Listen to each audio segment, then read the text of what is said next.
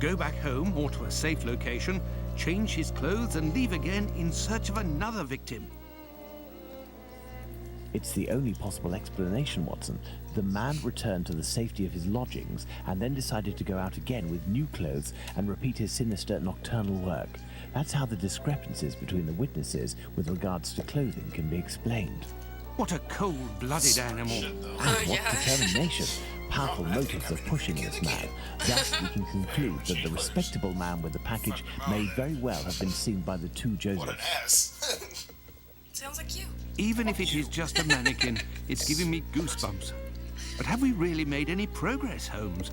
I mean, there must be thousands of men in Whitechapel who match this description, wouldn't you say? You're right, Watson. We have worked on who, now let's work on where. We need a map of Whitechapel, and please also find me a pencil, 2 compasses, one of which can draw ellipses. Fuck.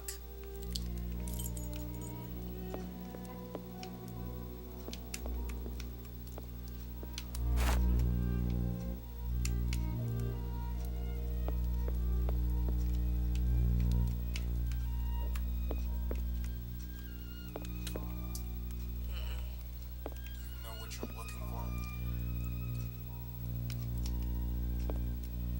2 compasses.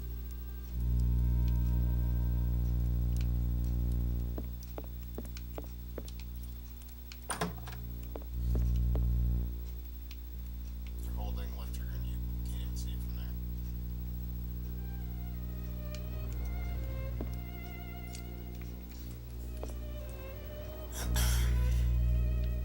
We're almost done.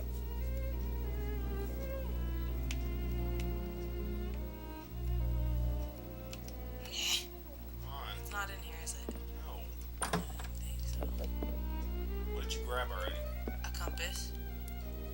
From that table over there. Why are you standing there? Move around. Alive, damn it.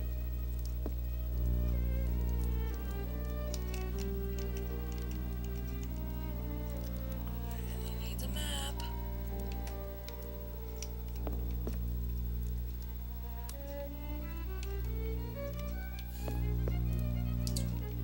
Try Watson's room, perhaps?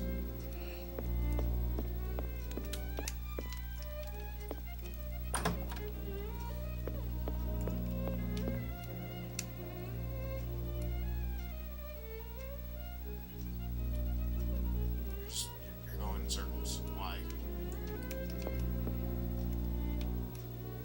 No, nothing. Okay, get out of there. You have 2 pencils and a compass.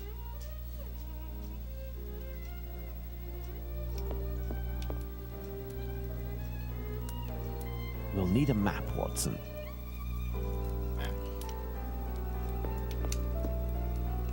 There's only those maps and that Map one. right there in front of you, right in front of your face. First of all, let's place our 4 murders on this map, as well as the spot where the graffito appeared and the piece of apron was dropped. 4 murders. Amy Chapman. Was she in Duckville Yards? No. Do you remember where she was? No. You serious?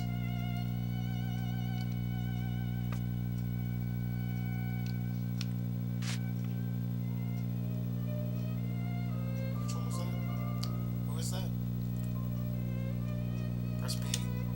Elizabeth Stride. Elizabeth Stride. She was. No. No. She was here.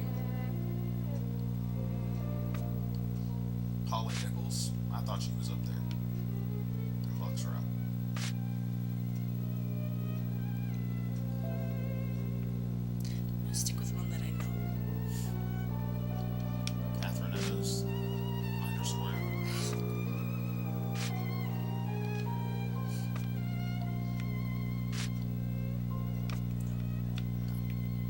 You could look at the documents instead of guessing. There you go. Perfect, Watson. Let's connect each crime scene to the one out of the others that is the furthest. Did you hear what you said? Let's start by connecting one after the other, which is the furthest. Whoops.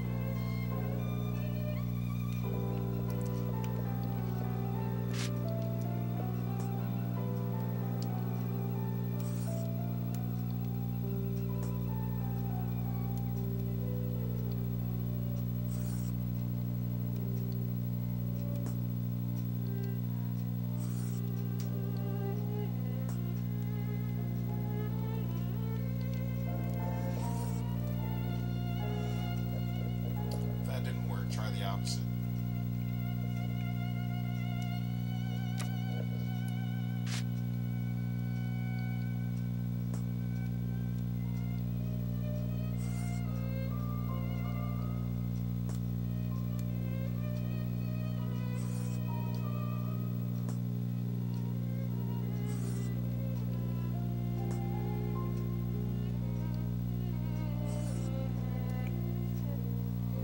Is that you stopping or is that the game? Me. If that's not it, then why waste time? Now try it the other direction. Where they're all going towards that one. Trial and error.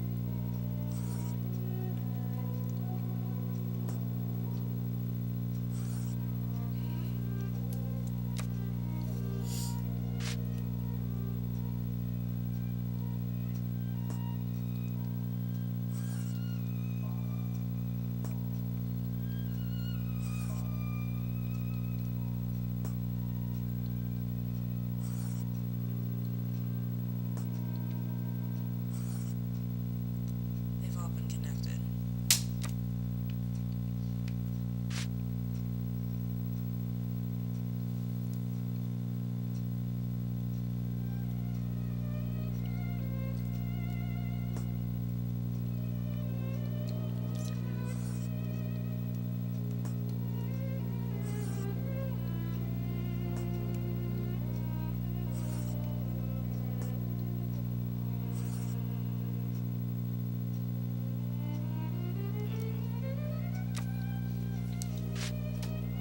Try it this to this. Just the murders.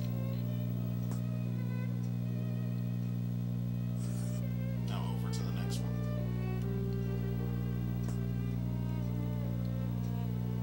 There you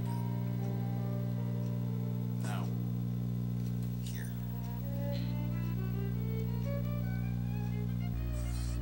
You see, Watson, the murders aren't grouped together, but seem to be spread out like cardinal points around a central zone. The killer obviously wanted to avoid returning to the previous scenes of his crimes, assuming that they would be more closely watched or that he could be recognized. So the killer lives at the center of this cross. In the vicinity, most certainly, but how near? We cannot afford to get it wrong. If you concentrate, Watson, you will notice that the murders are roughly equidistant from the intersection point of the diagonals. Let's focus on the night of the double murder. Remember, Watson, it took us 20 minutes to get from Dutfield's Yard to Mitre Square. Let's draw a line from one to the other.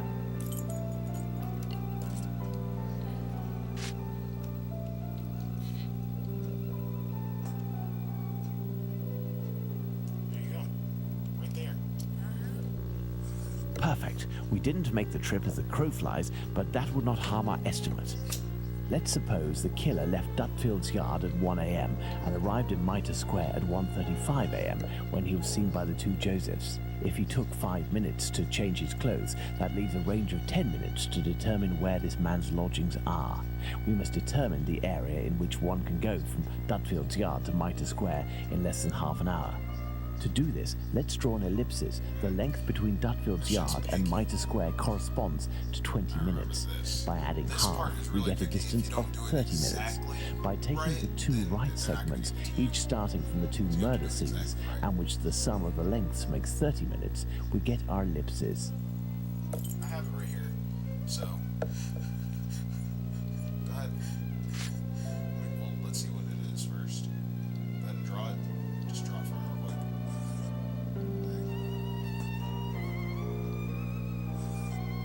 What am I doing? Dutfield Yard to.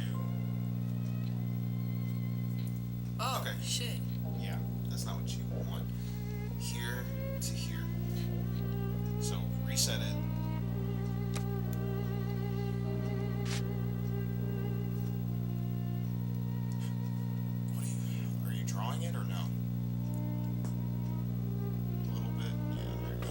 There we are, Watson. Our killer lives in this area. It's still rather a vast area, Holmes. Yes, indeed. And our goal is to reduce this area as much as we can. We must consider the fact that the murder at Mitre Square was committed under a certain amount of pressure, given that the killer knew he was wanted for the acts he committed not long before. We can assume that he had to do it in a safe zone, that is, an area not far from where he lives. This is especially true of an act such as the graffiti he carried out after 2 murders. Let's trace a circle around this point, with the distance separating it from Mitre Square as the radius. This will enable us to determine our killer's safe zone. Start there.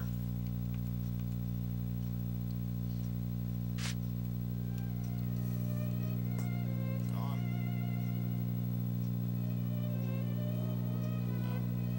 You have to do it from the middle, excuse me. So right here.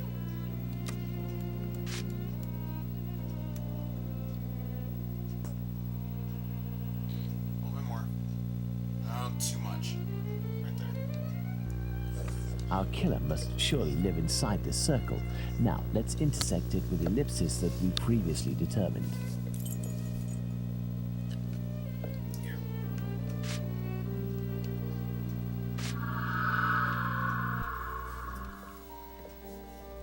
There we are, Watson, the Aldgate district. Shouldn't we inform the police so that they can concentrate their efforts on this area of Whitechapel?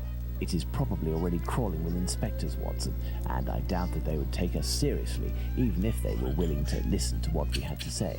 Let's focus instead on understanding the killer's modus operandi. We know our murderer preys on prostitutes who are penniless, weak, sick, or alcoholic, that he distracts them the moment before killing them, and that he left an anonymous message inciting anti-Semitic hatred at the entrance of a building occupied by Jews. How would you describe this man? What a coward. Indeed, he is a person of great cowardice. Let's look at his murders, and in particular, the depredations on the corpses, putting aside that of Liz Stride, because on that occasion, his work was left unfinished. If we recall the observations made on the victims and the parts that were mutilated or damaged on each of the bodies, without forgetting the fact that he also removed 1 or more organs, Damn. we can ascertain that our killer evolves during the course of the murders, cowardly and still evolving. And yet, look at the location of our first murder, that of Polly Nichols in Bucks Row. It is the most distant from the area our killer would appear to live. Perhaps this murder was preceded by another within the killer's area. I believe a cowardly killer would commit his first murder in an area close to his home in order to find refuge as quickly as possible on carrying out the act. Makes sense, right? Holmes, an idea just occurred to me that fills me with dread. This evolution of which you speak. He will pursue his next victim as long as the conditions permit him to continue killing Watson. But how could one go even further in this horror? Look at what he did to that woman, Catherine Eddowes. In order to avoid having to answer that question, we must act with haste and planning. Watson, I suggest you inform yourself on the mutilations sustained by the victims. We played with the idea that this could be an act of vengeance against prostitutes. If the mutilations correspond to areas affected by a specific pathology, perhaps the killer wanted to give an eye for an affliction he felt the prostitutes he knew were responsible for. And this trail leading to Dr. Tumblety, Holmes? I also have a few things to look into in the meantime. I still have a primary witness to track down, not to mention old trails I've yet to pursue. See you soon, Watson. When we first spoke about the Bucks Row murder with Watson, he was reading a newspaper, The Star, dated September 1st, 1888, I believe, which mentioned similar murders in the preceding months. I have no chance of finding the police reports, but perhaps I could find some information at the Central News Agency. I must go there at once. Afterwards, I'll go back to see Abraham, the owner of the pet shop in Whitechapel. The second Joseph's statement would lead me to believe that he may know the man spotted on the corner of Church Passage that night. If that's the case, I must find this witness so I can question him.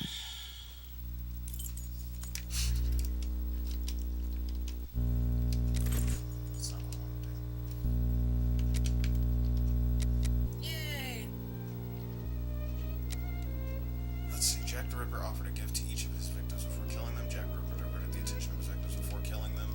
The victims knew each other and had things in common.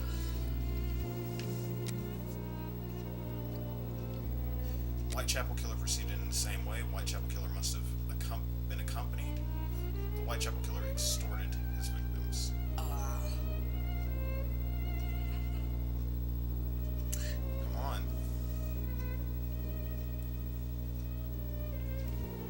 No, okay. So this is the first one. It's not the same man who killed P. Nichols and H. Hatman. It's the same man who killed P. Nichols and H. Hatman. The Whitechapel Killer has an accomplice. The second one. Yeah.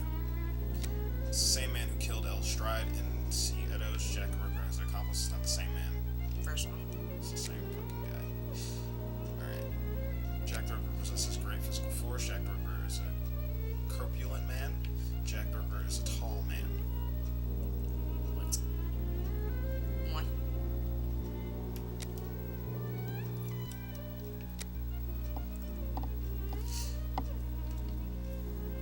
The same butcher knife was used in the crime against P. Nichols, H. Hatman, L. Stride, C. Eddowes, and M.J. Kelly. Yeah. But if anybody knows anything about fucking Jack the Ripper, that's that night, that fucking his weapon of choice, in H. Hatman